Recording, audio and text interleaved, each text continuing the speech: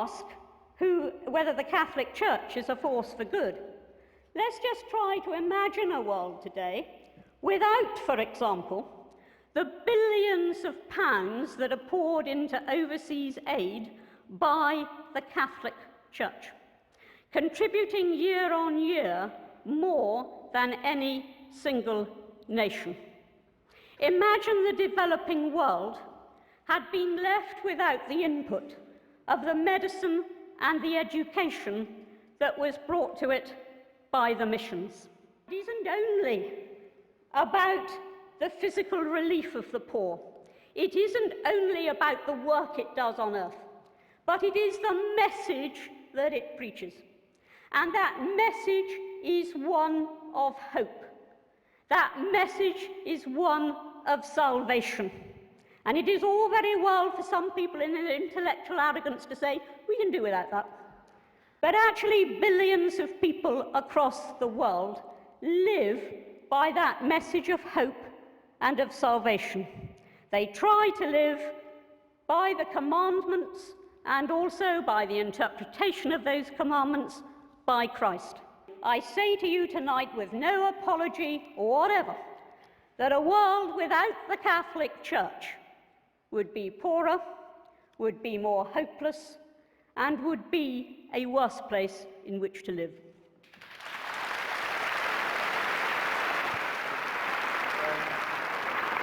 Bishop, ladies and gentlemen, there are occasions, as Gwendolen remarked, in The Importance of Being Earnest, when it becomes more than a moral duty to speak one's mind, it becomes a pleasure.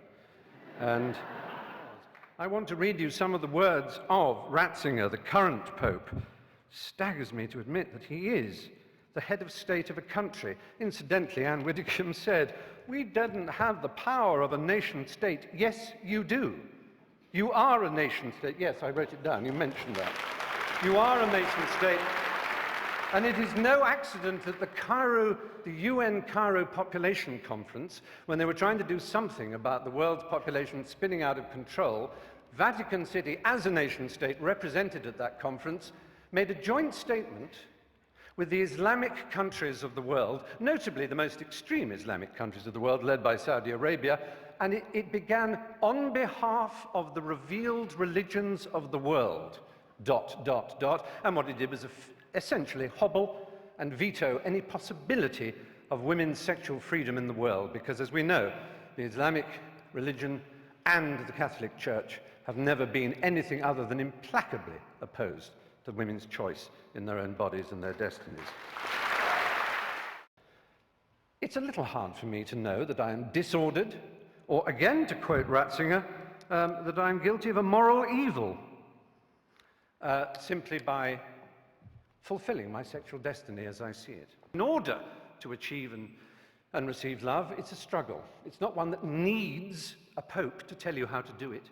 It certainly isn't one who needs a pope to tell you that you're evil. With 6% of all teenage suicides being gay teenage suicides, we certainly don't need the stigmatization, the victimization that leads to the playground bullying when people say you're a disordered, morally evil individual. That's not nice. It isn't nice. If you are going to judge the Catholic Church at any given stage in history, then you have to judge it against the standards that were prevailing at the time. And condemning the Inquisition, which was a horrible thing, condemning the Inquisition in isolation from condemning just about the whole, in fact the whole, of European society, which at that time rejoiced in punishment and torture as a means of dealing with criminality and with treason and with wrongdoing. To try and divorce the Catholic Church from that and say that it was uniquely guilty under the Inquisition is simply trying to look back at centuries gone past and apply a standard that nobody applied at the time. Now, all this is in the past and is irrelevant. I cede to Anne Widdecombe how irrelevant it is, except in one thing. This church is founded on the principle of intercession. Only through the apostolic succession, only through the laying on of hands from this Galilean carpenter, whom we can all admire, only from the laying on of hands to his apostles, to St. Peter, to the other bishops, all the way down to everyone consecrated in this room. Anyone ordained here will know they have this extraordinary power to change the molecules of wine into blood, literally, to change the molecules of paste bread into flesh, literally, and to forgive the sins of the peasants and the poor whom they routinely exploit around the planet.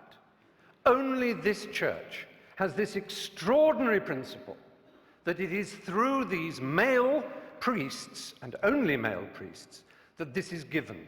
It is a doctrinal fact. It is more than a doctrinal fact, it is a dogma. Extra ecclesiam nulla salus. Outside the church, there is no salvation. And Widdecombe, one specific question to you. Why not women priests in the Catholic Church?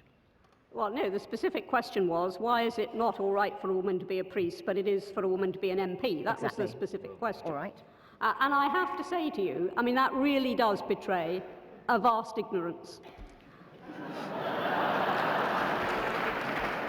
A member of Parliament, male or female, does not stand in persona Christi at the point of consecration. The church is not about careers. The church is about vocations and about theology. Do you know who would be the last person ever to be accepted as a prince of the church? The Galilean carpenter, that Jew. They would kick him out before he tried to cross the threshold. He would be so ill at ease in the church. That simple and remarkable man, if he said the things that he was said to have said, what would he think? What would he think of St. Peter's? What would he think of the wealth and the power and the self-justification and the wheedling apologies? Limbo. It seems so tedious and so silly, one of those little casuistic games that Thomists and others play. Aquinas and Augustine of Hippo both proposed this extraordinary idea that babies who were unbaptized would not know heaven. They also proposed the idea of purgatory, which doesn't exist in the Bible. There's absolutely no evidence for it. However, what an extraordinary, brilliant coup to imagine such a thing as purgatory. That a soul needs to be prayed for in order to go to heaven, in order to turn left when he enters the aeroplane of heaven and get a first-class seat. That he needs to be prayed for, and for many hundreds, indeed over 1,000 years, you'll be amazed what generous terms those prayers came at. Sometimes as little or as 2/3 of a year's salary could ensure that a dead loved one would go to heaven. And money could ensure that your baby, your dead child, your dead uncle, your dead mother could go to heaven. And if you were rich enough, you could have a chantry built, and monks would permanently sing prayers so that that existence in heaven for the child would go up and up and up until they were at the table of the Lord themselves. I think it is high time, I didn't want to get into too much theology tonight, but I think it's high time that this interpretation of limbo by Stephen Fry was questioned. Now, I actually went to a Catholic school, I absorbed Catholic doctrine, I was certainly taught about limbo, and I don't actually recognise Stephen's description of it. Because it wasn't for all eternity. What limbo was simply, and I do appreciate that to most people this won't matter, but it just needs answering. What limbo was straightforwardly a place where they waited for the second coming. That is all. It's a long wait. Long wait, yeah, long wait. We must remember, as the point that was made, is that the church is very loose on moral evils, because although they try to accuse people like me who believe in the empiricism and the Enlightenment of somehow what they call moral relativism, as if it's some appalling sin, where what it actually means is thought, they, for example, thought that slavery was perfectly fine. So did all society. Absolutely okay, and then they didn't.